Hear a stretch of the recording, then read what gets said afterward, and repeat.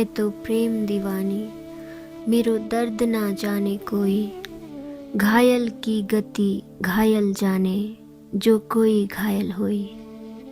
नमस्कार। आज हामी वृन्दावन धाममा रहेको प्राचीन मीराबाई मन्दिर आइपुगेका छौँ।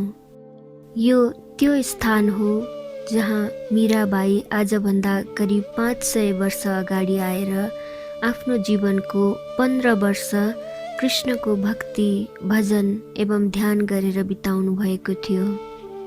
जब उहाँ पहिलोचोटि वृन्दावन आउनुभयो, भगवान कृष्ण जसलाई 6 वर्षको उमेरदेखि आफ्नो पति मानेर जसका लागि आफ्नो सारा जीवन कुर्बान गर्नुभयो, उहाँ विचरण गरेको, खेलेको ठाउँ, रासलीला गरेको ठाउँ, त्यहाँ पुग्दा मीराबाईलाई कस्तो महसुस भयो होला। त्यसैले त वृन्दावन प्रतिको आफ्नो प्रेम र श्रद्धा आफ्ना कयौं कविताहरूमा गहिरो भावमा दर्शाउनु भएको छ। यस मन्दिरभित्र कृष्णको दायाँतर्फ मीराबाई हुनुहुन्छ भने बायाँतर्फ राधा रानी विराजमान हुनुहुन्छ।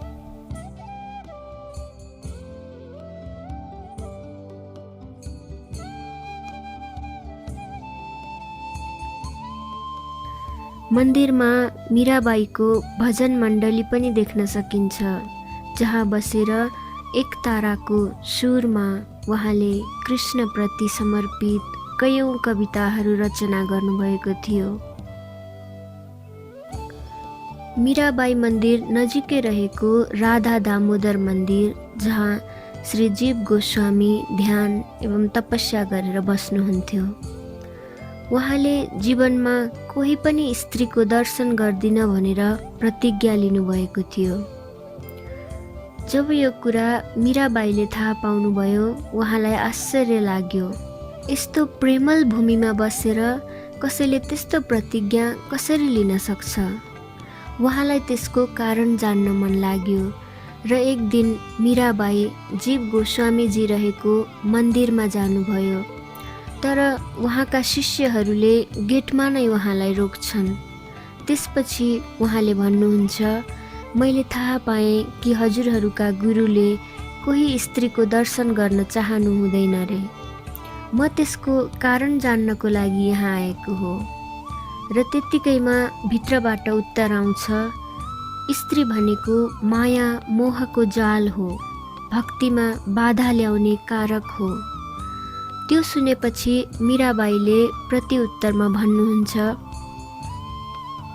मलाई त यति मात्र थाहा छ कि यो सारा वृन्दावनमा एकमात्र पुरुष हुनुहुन्छ र त्यो मेरो गिरधर गोपाल हो। बाँकी त सब गोपी समान हुन्। यस भूमिमा आउँदा स्वयं महादेवले त एक स्त्री यानि कि गोपीको भेष धरेर गोपेश्वर महादेवको रूपमा आउनुभएको थियो भने हजुरले स्त्रीलाई कसरी त्यस्तो दृष्टिकोणबाट हेर्न सक्नुहुन्छ? हजुरले सम्पूर्ण नारीहरूलाई आफ्नो आमाको दृष्टिकोणबाट हेर्नुहोस्, जसको आँचलमा लुकेर कुनै दिन स्तनपान गर्नुभएको थियो। भनिन्छ यस धाममा त हरेक वृक्ष पात पातमा पनि राधा र गोपीहरूको बास छ रे। यति भनेर मीराबाई त्यहाँबाट जानुहुन्छ। जब पछि गोस्वामीजीले थाहा पाउनुहुन्छ, त्यो स्त्री अरू कोही नभएर मीराबाई हो, जसले श्रीकृष्णलाई बच्चादेखि आफ्नो पति मान्नुभएको थियो। त्यसपछि आफूबाट धेरै ठुलो भुल भएको महसुस गरी उहाँले मीराबाई बसेको मन्दिरमा गएर उहाँसँग माफी माग्नुहुन्छ। मीराबाईले उहाँलाई क्षमा गरिदिनुहुन्छ र फेरि आफ्नै मन्दिरमा कृष्णजीको लागि भजन गाउन थाल्नुहुन्छ, जुन भजन मण्डली हामीले अहिले पनि यस प्राचीन मीराबाई मन्दिरभित्र देख्न सक्छौँ। यस मन्दिरको ऐतिहासिक महत्त्वका बारेमा हामीले वर्षौंदेखि यहाँ बसेर पूजा गर्दै आउनुभएका पुजारीजीसँग पनि सोधेका थियौँ। उहाँलाई सुनेपछि हजुरहरू अझै प्रष्ट हुनुहुनेछ।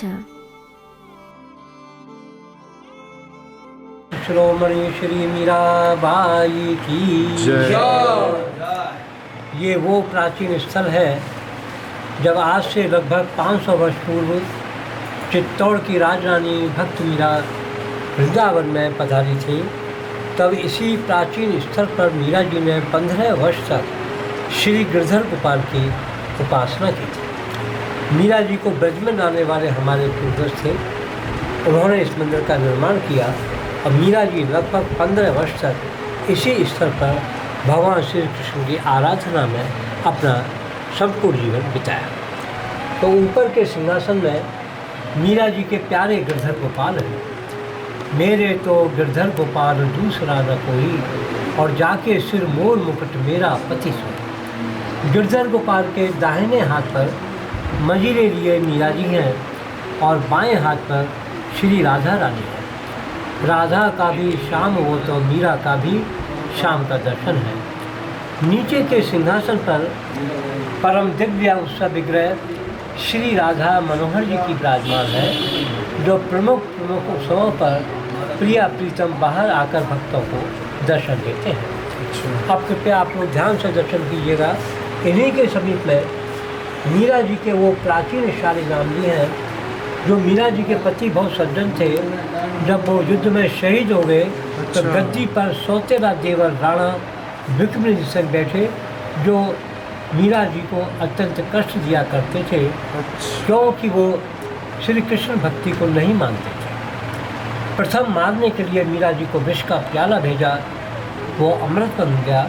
तदुपरांत फूलों के पिटारे में छिपा करके जो भयंकर सर्प रख भेजा था, राणा सांप पिटारी भेजा, शालिग्राम भया, वो शालिग्राम आपको दर्शन दे रहे हैं। इन शालिग्राम जी की मुख्य विशेषता यह है कि मीरा जी के नयनों अखियों से जो प्रेम अश्रु के बिंदु कण गिरे हैं, उनसे शालिग्राम जी में साक्षात भगवान श्री कृष्ण का भाव जागृत हो गया और शालिग्राम जी में दो नेत्र विद्यमान हो गए हैं, कर्ण के छिद्र हैं, नासिका है, अधरों पर मुरली की पवित्र रेखाएं हैं। जो स्त्री पुरुष इस प्राचीन मंदिर में दर्शन का लाभ उठाते हैं, भगवान गिरधर गोपाल जो प्रकट गिरधर गोपाल हैं और शालिग्राम जी का प्रेम और श्रद्धा से दर्शन करते हैं, उस परिवार में सुख समृद्धि के साथ साथ मीरा जैसी भक्ति और शक्ति का प्रादुर्भाव जाए। बोलो भक्त शिरोमणि श्री मीराबाई की जय। भारत के समस्त भक्त हृदय सज्जनों से प्रार्थना है कि जब भी प्रभु की आज्ञा अनुसार आपको वृंदावन आने का सौभाग्य प्राप्त हो तो इस प्राचीन मीराबाई मंदिर का अवश्य दर्शन लाभ करें। अच्छा, मीराबाई यहाँ पर भी आई थी ना गुरु जी? यहाँ 15 वर्ष तक मीरा जी रही है। यहीं रही है ना? इसी स्थल पर रही है, यही मंदिर में, इसी मंदिर में। अच्छा। और यहाँ एक बड़ी अद्भुत घटना भी घटी। जब मीरा जी साधु संतों का दर्शन करते हुए भ्रमण कर रहे थे मीरा जी, तब जीव गोस्वामी नाम के परम उच्च कोटि के संत थे, जो समीप में ही राधा दामोदर मंदिर में निवास करते थे। अच्छा। ब्रह्मचारी थे जी, और ब्रह्मचारी को अमूमन किसी स्त्री का दर्शन करना निषेध होता है जी। इस भाव से वो किसी की नारी का दर्शन नहीं करते थे। जब मीरा जी को ज्ञात हुआ कि इस वृंदावन में, वृंदावन प्रेम की नगरी है, वहाँ कोई ऐसे दिव्य पुरुष है, तो इसका कारण जानने के लिए कि वो किस कारण से स्त्री का दर्शन नहीं करते, महाराज के द्वार पर पहुँचे। अच्छा। और उन्होंने एक छोटा सा अपनी कहा कि मेरी भी एक छोटी सी विनती है, प्रतिज्ञा तो नहीं है, कि मेरा तो पति गिरधर गोपाल है, जो भगवान श्री कृष्ण के रूप में ब्रज में जिसने जन्म लिया, जिसने गोपियों के संग रास लीला किया, जो श्री राधा रानी के चरणों की सेवा कुंड में जाके किया करता था। इस ब्रज की डाल डाल और पात पात, यहाँ तक कि कण कण में राधा गोपियों प्रकृति का वास है। कितने इतने पुरुष हैं जो भगवान श्री कृष्ण की श्रेणी में, किंतु मेरा जो कन्हैया है वो एक ही है, एकम ब्रह्म द्वितीय न अस्ति, कि मेरे तो गिरधर गोपाल दूसरा न कोई, जाके सिर मोर मुकुट मेरा पति सोई। महाराज, आपको जन्म देने वाली आपकी पत्नी माँ थी, जिसकी गोद में खेल पल कर आप इतने बड़े हुए हैं। आप नारी को इस ब्रज में माँ की दृष्टि से देखें, किसी नारी के रूप में मत देखें, नारी माँ के रूप में देखें। तो अंदर का आपका ये विकार आएगा ही नहीं है कि ये स्त्री है, ये पुरुष है। हाँ, ये कहकर मीरा जी वापस आ गई। अच्छा। ये गोस्वामी ने वाक्य को सुनकर सुना कि ये नारी कोई साधारण है ही नहीं। उनको ज्ञात नहीं था कि मीरा जी पता नहीं। अपनी शिष्यों से पूछे वो कौन थी। महाराज क्षमा करें, वो चित्तौड़ की राज रानी भक्त मीरा थी, जिन्होंने साक्षात भगवान को पति रूप में प्राप्त किया। ओह, मीरा जी पता नहीं, मुझसे बहुत बड़ी भूल हुई।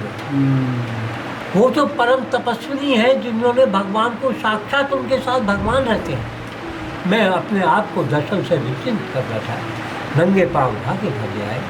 मीरा माँ के चरणों में वंदन करके बोले, माँ मेरे अपराध को क्षमा कर। जिस प्रकार विद्युत के कौंधने से बादल छट जाते हैं, मेरा ज्ञान रूपी पर्दा क्षण में ही तार तार हो उठा है।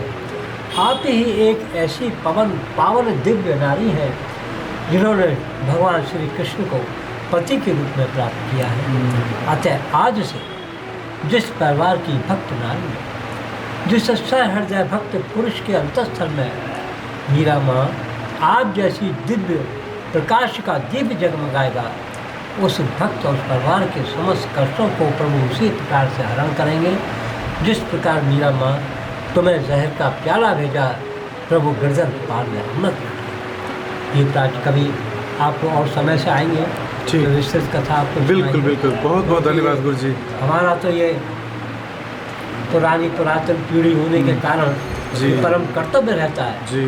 तो मीरा जैसा बनना। हाँ, लोग कहते मैं मीरा हूँ। हाँ, मीरा तो मीरा ही थी। बिल्कुल। और मीरा का तात्पर्य ये है कि प्रेम भक्ति, हाँ, प्रेम को आगे बढ़ाओगे तो मीरा का प्राप्ति का द्वार खुलेगा, प्रभु आपके साथ हो जाएंगे। बिल्कुल। यदि द्वार नहीं खुला तो समाज में भटकते रहोगे। मकड़ी का जैसा जाला होता है उसमें मक्खी वगैरह फंस जाती है, ऐसे संसार जाला है। और जाले से मुक्त होना है तो मीरा मंदिर में आकर के और दर्शन करें और वो चंद प्रेम की आंसुओं की बूंदों को ग्रहण करें जो आपके हृदय के संताप को दूर करें। बहुत बहुत जय धन्यवाद। जय श्री राम। जय जय श्री राम।